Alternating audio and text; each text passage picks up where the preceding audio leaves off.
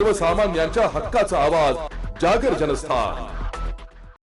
बहुचर्चित Manmad Indore railway line प्रकल्पामुळे बाधित होणाऱ्या शेतकऱ्यांनी आपल्या जमिनी आणि न्याय हक्कांसाठी आता आक्रमक संघर्षाची भूमिका घेतली असून धुळे जिल्ह्यातील सोनगीर येथील रथ चौकात प्रकल्पग्रस्त शेतकऱ्यांचा एक भव्य बैठक मेळावा पार पडलाय।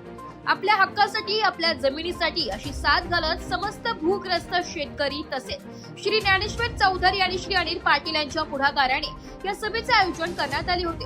या नव्या रेल्वे मार्गासाठी होणाऱ्या भूसंपादनामुळे बाधित होणाऱ्या शेतकऱ्यांच्या प्रलंबित मागण्यांवर चर्चा करण्यासाठी आणि भविष्यातील आंदोलनाची दिशा ठरविण्यासाठी हा मेळावा अत्यंत महत्त्वपूर्ण मानला जातोय। या महत्त्वपूर्ण बैठकीत शेतकऱ्यांचे प्रश्न रोखठोकपणे मांडण्यासाठी आणि त्यांना मार्गदर्शन करण्यासाठी माजी आमदार अनिल गोटे, शेखर पगार, अतुल सोनवणे आणि शाणाभाऊ सोनवणे यांच्यासारख्या प्रमुख वक्त्यांनी उपस्थिती लावली। विकास प्रकल्पाच्या नावाखाली भूमिपुत्रांवर आणि त्यांच्या उपजीविकेवर अन्याय होऊ नये या अनुषंगाने या नेत्यांनी शेतकऱ्यांच्या पाठीशी खंबीरपणे उभे राहण्याचा निर्धार या बैठकीत व्यक्त केलाय। परिसरातील शेतकरी आता आपल्या हक्कांसाठी मोठ्या संख्येने संघटित होत असून शासनाने या प्रकल्पग्रस्तांच्या व्यथा आणि मागण्यांची त्वरित योग्य दखल न घेतल्यास हा लढा आगामी काळात अधिक तीव्र होण्याची शक्यता या मेळाव्याच्या माध्यमातून स्पष्ट झाली आहे। जागर जनस्थानसाठी प्रतिनिधी रूपक तिरारी, धुळे। आपल्याला शेतकऱ्यांवर आज जे काही चाललेलं सर्व 2023-24, 24-25 चा विमा भेटलेला आहे का? पीक विमा भेटला का शेतकरी बंधूंनो?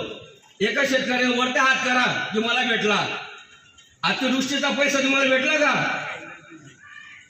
मग कुठे गेला? यांच्या काही बोलणं बंद लावलं का? तिथं निवडण्यापुरता तुम्ही आश्वासन द्यायचं का द्यायचं आश्वासन? शेतकरी मतदान नाही करत का तुम्हाला तेव्हा शेतकरी दिसतात, तेव्हा त्यांना आश्वासन देतात।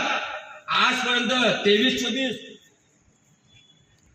24-25, 25-26 पीक विमा सुद्धा पैसा मिळालेला नाही। म्हणजे अशा भरपूर या आजच्या ज्या परिस्थितीला अन्यायकारक शेतकऱ्यांवर जो काही अन्याय होतोय तो खूपच काही चाललेला आहे।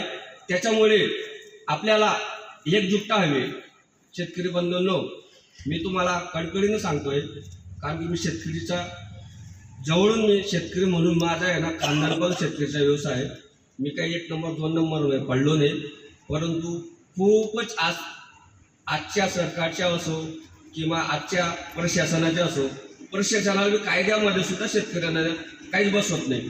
हे सर्व कळकळीची विनंती आहे। म्हणून आपल्याला मनमाड इंदूरमध्ये जो काही शेतकऱ्यांना पैसा भेटलेला नाही त्याच्यासाठी आपल्याला दिल्लीपर्यंत जायचं आहे।